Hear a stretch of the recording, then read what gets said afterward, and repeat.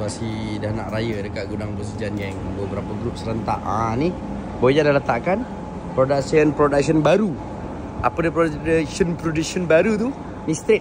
Kalau korang tengok area tali merah ni semua yang nak launching 2026. Dan juga yang bawah 5,000 untuk 2026 nanti Bos Ijan akan post bulan 12. Set modern dan baiklah senang kata bawah 5,000 kita akan datang bulan 12 sampai Bos Ijan buat video, Bos Ijan update. Kau tengok meja makan ke apa segala, semua totally barang yang bawah 5,000 tapi memang best.